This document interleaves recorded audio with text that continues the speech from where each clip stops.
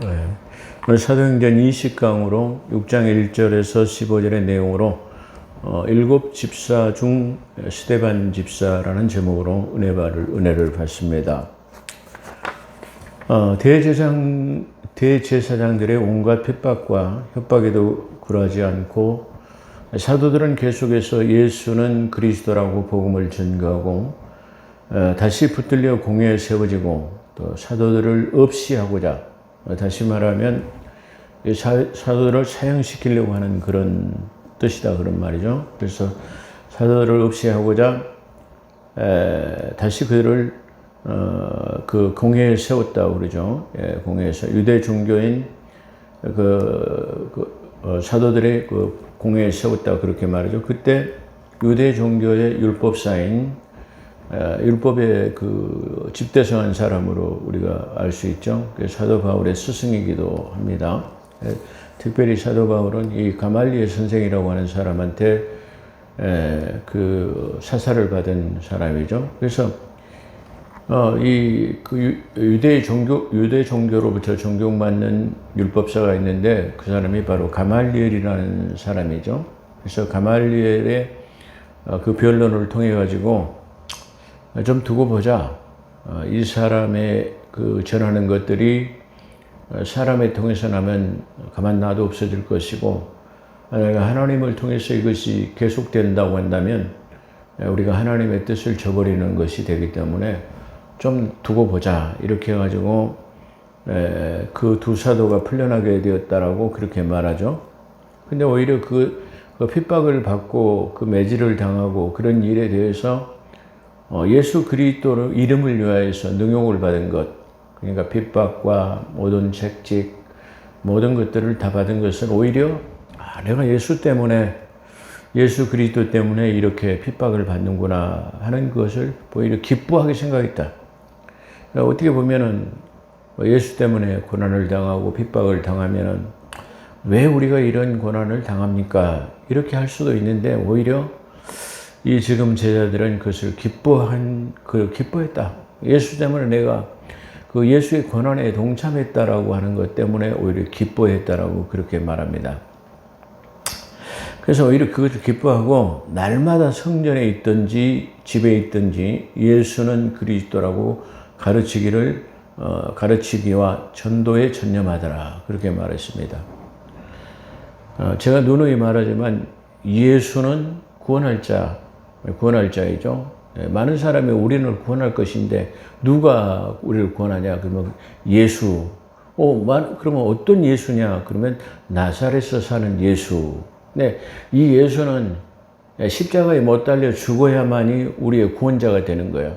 그렇기 때문에 이 예수가 그리스도라는 것을 가르치는 것은 바로 십자가의 형태를 통해 가지고 십자가의 고난과 부활을 통해 가지고 우리의 주가 그리스도가 되셨다. 그래서 예수는 주와 그리스도가 되셨다는 것을 가리키는 것은 복음이다, 복음.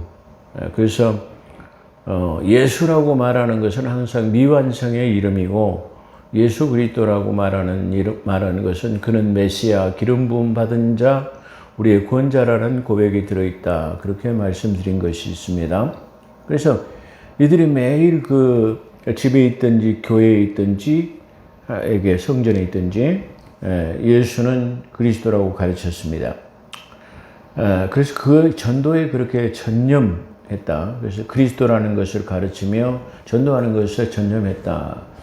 교회의 본질을 말하는 거죠. 자, 1절을 보면 그로 인하여 제자의 수가 더 많아져. 그로 인한다라는 말은 무슨 말이죠? 사도들이 핍박을 받는 가운데서도 많은 기사와 표적을 통해서 또 다시 말하면 이런 고난을 당한 가운데서도 열심으로 내므로 구제의 사람들이 더 많이 늘어났단 말이야. 그랬는데 그 수가 많이 늘어나니까 아마 문제점이 생겨난 것 같아요. 헬라파 유대인들의 자기들의 가부들이 매일의 구제에서 소외되므로 히브리파 사람들을 원망하니 그렇게 말하고 있어요. 그럼 여기서 헬라파 유대인들은 뭐냐 그러면 킹제임스 성경에서는 그리스 사람이라고 그렇게 표현하고 있습니다. 근데 어떤 측면에서 보면은 넓은 의미에서 보게 되면 이 헬라파 유대인이라는 사람들은 디아스포라로서 저 외국에 살다가 본국으로 귀환한 사람들 그렇게 말해요. 그러니까 본국에서만 살고 있는 사람들하고 저 외국에 나가서 살다 들어온 사람들을 말하는데 아마 그렇기 때문에 네 마음대로 살다가 와가지고 어려우니까 돌아왔느냐 뭐 이런 식으로 차별 대우가 있었던 것 같아요. 그래서 그 구제에 빠졌다라는 말은 그렇게 남마다 원망이 넓어지니까 12사도들이 제자들이 우리가 하나님의 말씀을 제쳐놓고 접대를 일삼는 것이 마땅하지 않다 말이야. 이렇게 말하고 있어요. 1절과 2절에서 구제와 접대는 오늘날의 무료 급식이라고 하는 밥차, 밥차 공동표 같은 순천에도 보면 무료 급식소가 철도 운동장에 와 있죠. 그래갖고 많은 사람들이 무료로 점심을 먹습니다. 또 화요일인가는 그 순천 의료원 공원에서 이 밥차가 와가지고 수백 명의 사람들이 모여가지고 아마 식사 제공하는 그런 모양들을 보았습니다. 그런 것처럼 헬라파 유대인이라고 하는 것은 외국에 나가 살다가 디아스포라 나가 살다가 본국으로 귀환해가지고 아직 정착하지 못했기 때문에 아마 끼니를 걱정해야 할 그런 위기에 놓여 있는 가부들, 나이 많은 사람들을 접대하는데 특별히 부모 형제가 없는 가부들을 접대하는데 이 가부들을 이 헬라파, 이 디아스포라에 속하는 사람들에 대해서 차별 대우가 있었어요. 그러니까 아마 그 유대에 있는 사람들을 먼저 이렇게 지급하고 떨어지면 안 준다든가 뭐 이렇게 아마 차별 대우가 있었던 것 같아요. 그래서 이 불만이 높아지니까 이 사도들이 우리가 이게 접대, 구제와 접대하는 것은 우리가 하는 게 마땅치 않다 말이야.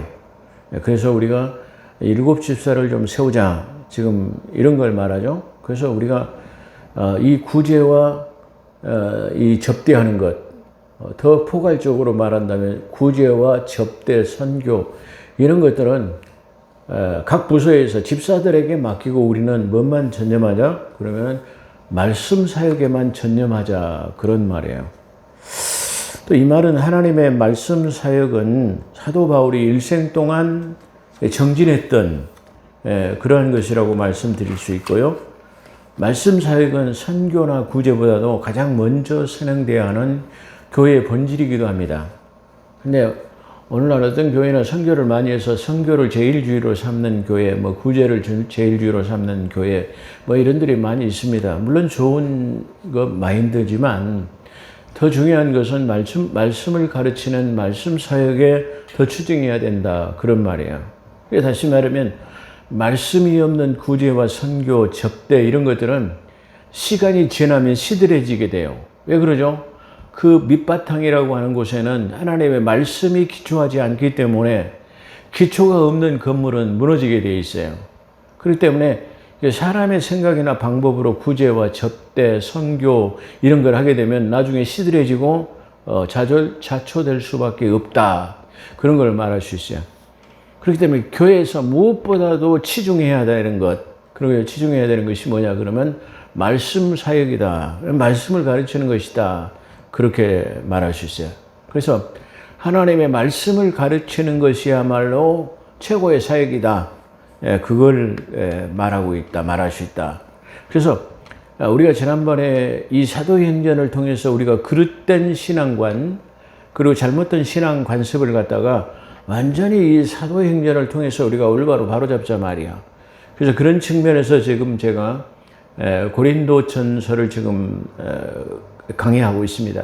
그래서 이 고린도전서와 사도행전은 아주 밀접한 관계를 가지고 있는 이 사도행전을 통해서 고린도 교회의 교리를 알게 되고 그 교리가 우리의 신앙의 밑바탕이 되어서 우리가 신앙생활하는 것은 아주 소중한 것이다. 기본기가 돼 있지 않으면은 우리가 이게 안 되잖아요. 무너질 수밖에 없잖아요.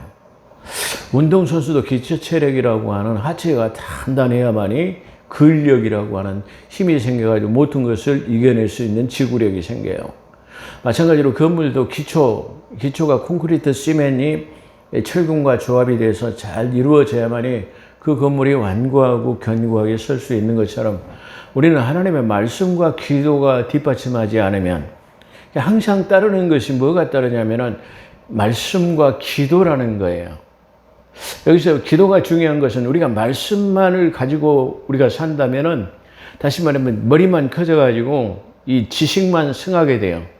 그래가지고 머리만 크게 되는데 그 하나님의 말씀을 가지고 가슴으로 뜨겁게 반응하고 그 뜨겁게 신앙생활을 할 수 있으려면 뭐야? 그 말씀을 보고 기도해야 된다. 그런 말이야. 그래서 반드시 이게 기도만 열심히 하고 말씀을 등한히 해도 안 되는 것이고 그렇잖아요. 기도만 하고 말씀을 안 보면 이상하게 현상이나 또는 뭐 이게 다시 이상한 소리나 음성을 들어가지고 하나님의 음성으로 착각하는 그런 교육을, 그런 것을 가져오고 이상한 환상을 보게 되는 그런 것을 가져오게 되죠. 그렇기 때문에 기도만 많이 하고 말씀을 등한히 하는 것도 조합이 이루어지지 않고 또 말씀을 보고 기도하지 않는 것도 이게 머리만 커지는 그런 현상을 가져와 뜨거운 가슴으로 우리가 신앙생활을 할 수 없다. 그렇게 생각할 수 있어요. 그렇기 때문에 반드시 따라야 되는 것은 말씀과 기도다. 그렇게 말씀드릴 수 있을 것입니다. 3절은 형제들 가운데서 자 그렇게 해서 7 집사를 채우자 말이야. 그래서 7 집사를 채우는데 그의 기준은 뭐를 말하느냐? 성령과 지혜가 충만하여 칭찬받는 사람 7을 택하여 이 일들을 그들에게 맡기고 이 일, 구제와 접대하는 걸 말하죠.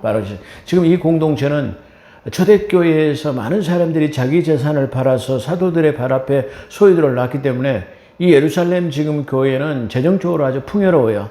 그렇기 때문에 이 풍요를 지금 가난한 구제 사업에 지금 전력을 쏟고 있다. 그런 측면이에요. 그러니까 교회가 재정적으로 충분해지게 되면 다시 말하면 뭐야? 건물을 높게 짓는 것이 아니고 뭘 해야 돼요? 구제와 선교 그리고 접대하는 일에 다시 이것을 최선의 삶을 살아야 될 것이다. 그렇게 말할 수 있을 것입니다.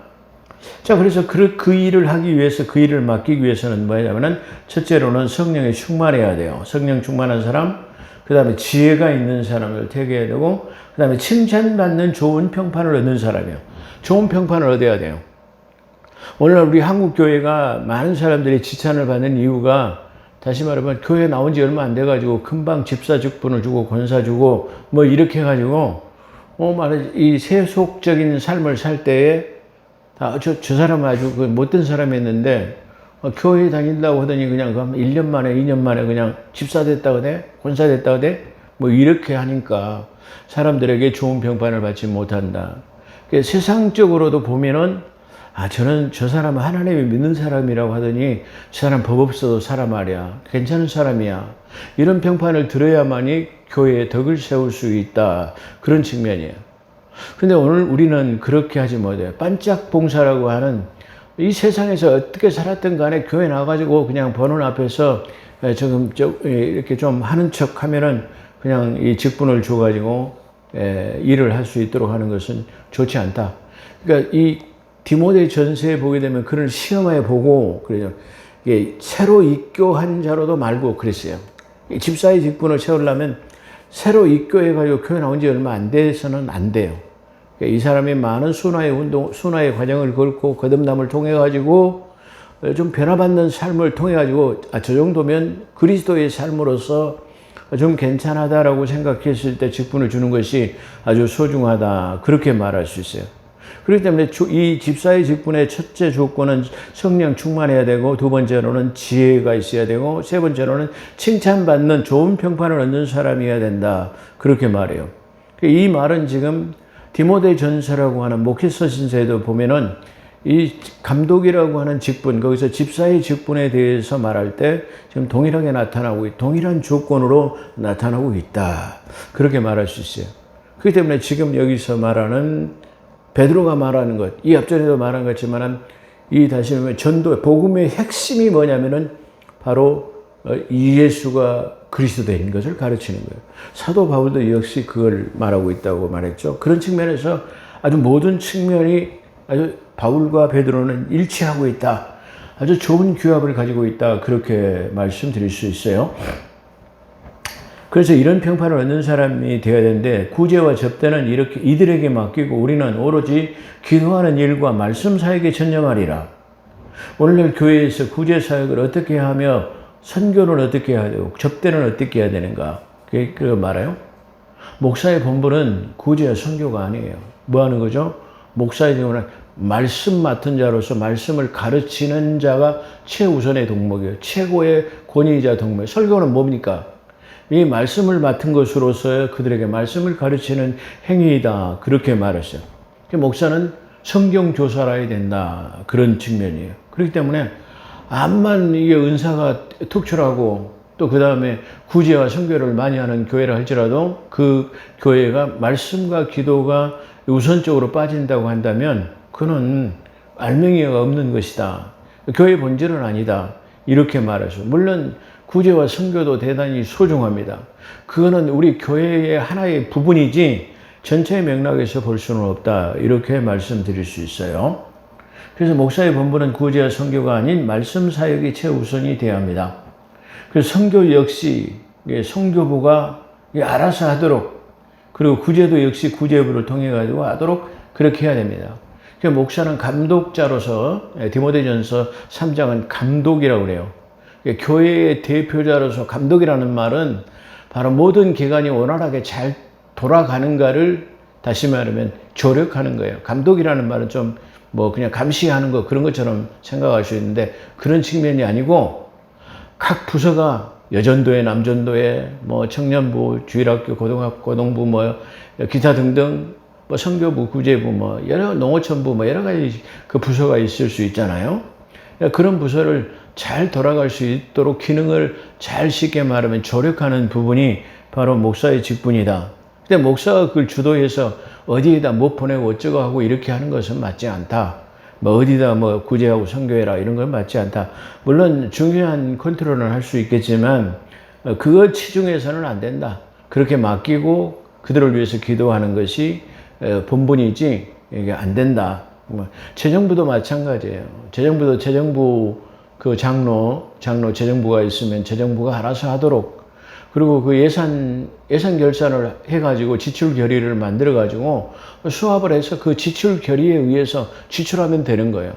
다만 예를 들어서 지출에 없는 항목 추경을 세울 때는 바로 장로회나 당회를 열어서 한다든가 재직회의를 열어서 한다든가 아니면 공동의회를 통해가지고 결의해서 그걸 부서에다가 배치해가지고 그대로 시행하도록 하면 된다. 목사가 이러쿵저러쿵 할 필요가 없는 것이다. 그렇게 말합니다. 사례금도 마찬가지고 모든 분야도 정해진 규정대로 하면 되는 거예요. 때가 되면 이렇게 해줄 수 있도록 그렇게 하는 것이 맞다. 그렇게 한번 생각해 볼 수 있어요. 그렇기 때문에 이 사도행전 교회에는 이 모든 성경 안에 있는 이 교리서는 오늘날 이 시대의 교회가 무엇을 어떻게 해야 할 것을 아주 자명하게 선명하게 나타나고 있다. 이거는 부작용이 일고 문제가 생기는 건 뭐죠? 이 성경대로 하지 않기 때문에 그렇다. 그렇게 말씀을 드릴 수 있어요. 이 세속적으로도 아까 말씀드렸지만 실패한 사람들이 왜 실패합니까? 왜 개혁이 잘못돼 갑니까? 다시 말하면 탄핵이라는 것이 계속 앞세워집니까? 그건 하나님의 말씀을 모르기 때문이다. 그렇게 말할 수 있어요. 자, 이것을 온 무리가 기뻐했어요. 자, 모든 종교회의를 해가지고, 자, 모든 제자들이 모여라 말이야. 이렇게 구제와 선교하는 일에 우리가 이 사도들이 이런 것을 하다 보니까 그 마땅치 않단 말이야. 우리는 말씀과 기도하는 일에 전무하고 이 일을 집사들을 선출해가지고 이 일을 맡도록 하자. 그런 말이야.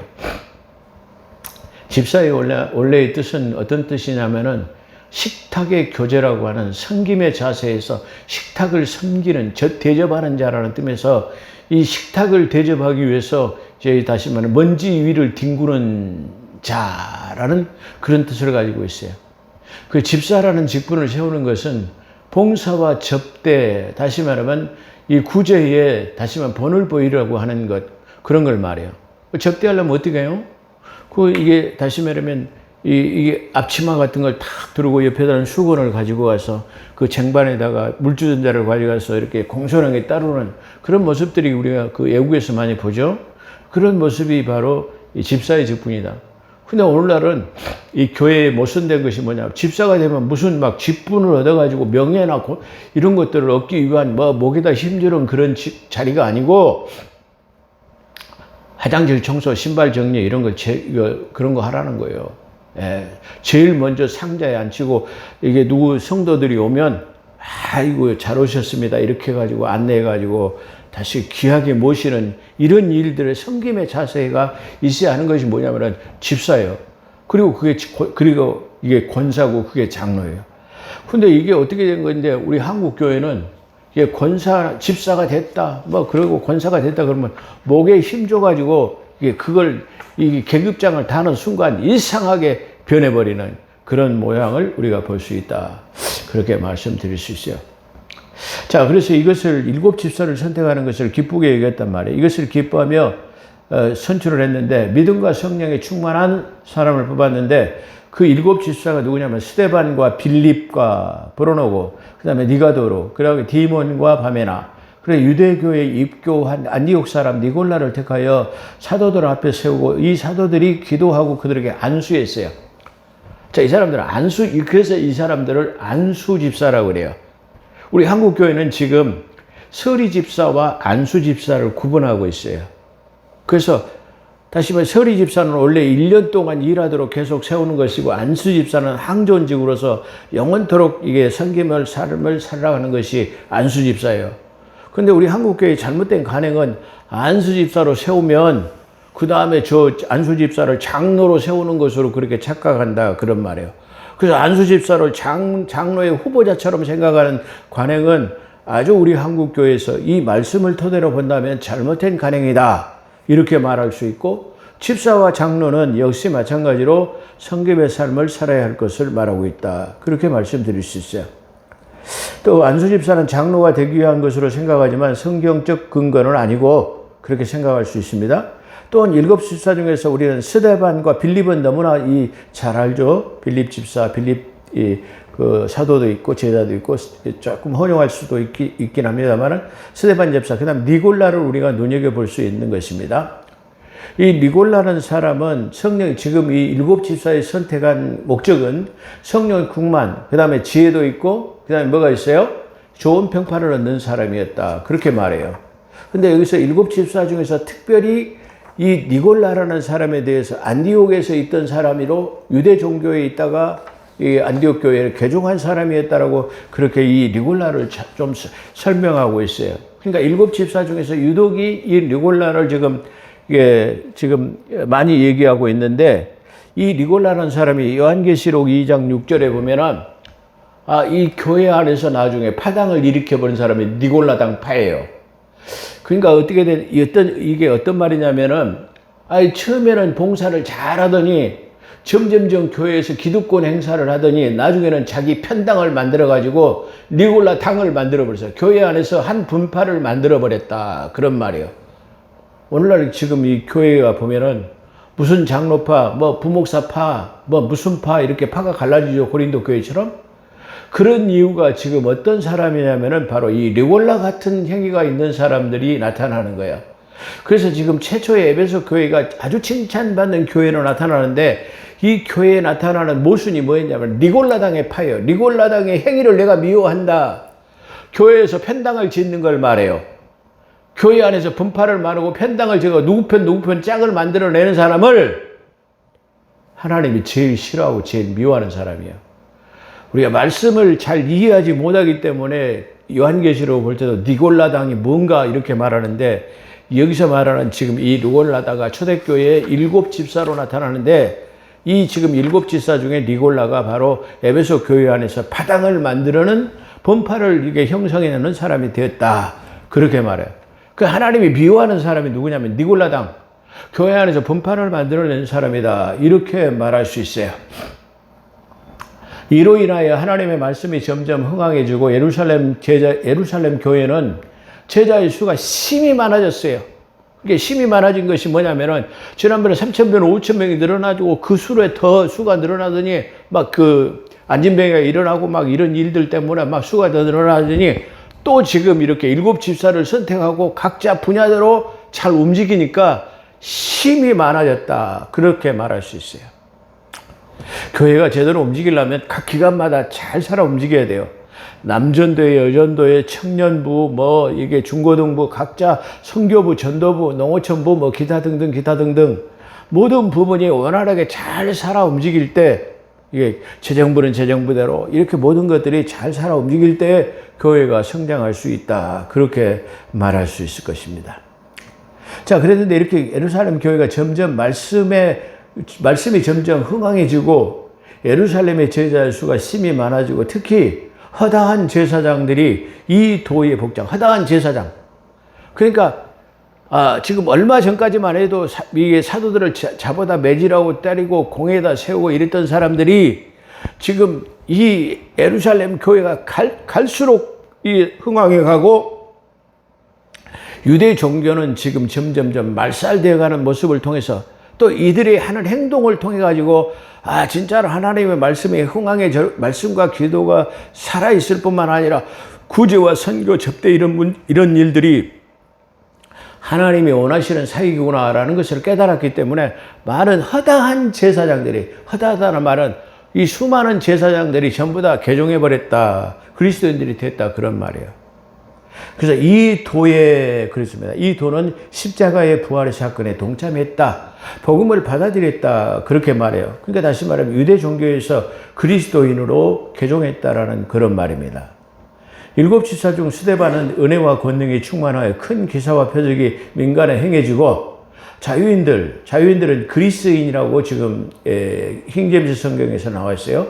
자유인들 구레네, 알렉산드리아, 길리기아, 아시아에서 온 회당에 속한 자들, 다시 말하면 즉 유대인들이 유대 종교에 심취한 자들을 말하는 거예요.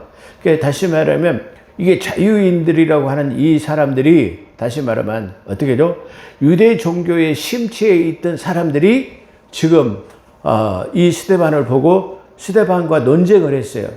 근데 이 스데반의 성령 충만하고 지혜가 있기 때문에 이들이 다시 말하면 율법을 가지고는 이 복음을 대항할 수 없었다. 어떻게 보면 그렇게 말할 수 있어요. 그래가지고 이 논쟁했지만 스데반의 지혜와 성령 충만을 이기지 못하자 사람을 매수하여 가짜 증인을 세워서 모세와 하나님을 모독하는 것, 신성모독이죠. 다시 모세를 모독하고 하나님을 모독하는 것, 신성모독이죠. 이스라엘 사람들이 가장 싫어하는 게 뭐냐? 모세를 모독하는 거예요. 모세를 모독하는 거예요. 율법을 무시한다라는 그런 말이에요. 이들이 가장 중요한 것은 뭐냐면 모세의 중보의 손을 털어가지고 율법이 우리에게 전수됐는데 그 율법을 무시하는 것은 모세를 무시하는 것이고 하나님이 직접 준 모세를 무시하는 것은 하나님을 무시하는 것으로 신성모독에 해당한다. 그런 말이에요. 그래서 모독하는 것을 우리가 신성모독하는 것을 통하여서 법정에 공회에 세우고 가짜 증인들을 통해서 가짜 증인을 세웠죠. 그리고 율법을 거스리고 나사렛 예수가 이 성전을 썰고 3일 만에 세운다고 했다.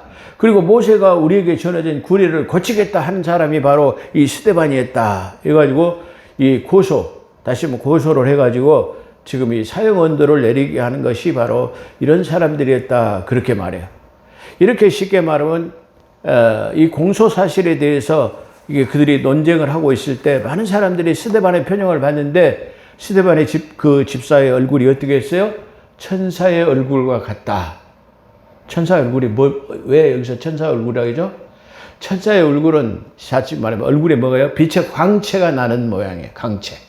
광채가 났다. 그런 말이에요. 그러니까 보통 사람보다도 얼굴이 환한 광채가 일어났다. 그럼 왜 그러죠? 하나님의 말씀과 성령 충만함이 있기 때문이다. 그렇게 말씀드릴 수 있을 것입니다. 오늘 사도행전 6장은 여기서 마치도록 하겠습니다. 기도하겠습니다. 거룩하시고 자비로우신 하나님, 오늘도 저희들을 불러 모아주시고 사도행전 6장을 통해서 하나님 예루살렘 교회가 점점 흥황해지고 또한 7 집사를 선택해가지고 각 부서별로 하나님 역동적으로 일할 수 있는 기틀을 마련한 모습을 볼 수 있습니다. 우리 한국 교회도 이렇게 집사를 세우는 일이 각 기관이 원활하게 돌아가는 구제와 선교와 봉사를 통해서 그 직무를 다하기 위해서 하나님 원활하기 위한 하나님의 목적인 것을 우리 한국 교회가 깨달아서 이러한 성경적 기준에 의해서 하나님 교회가 흥황해져 갈 수 있는 복된 삶이 되게 도와주시옵기를 간절히 바라옵고 합니다. 오늘도 함께 하신 것 감사하며 우리 구주 예수 그리스도 이름으로 감사기도 드리옵나이다. 아멘.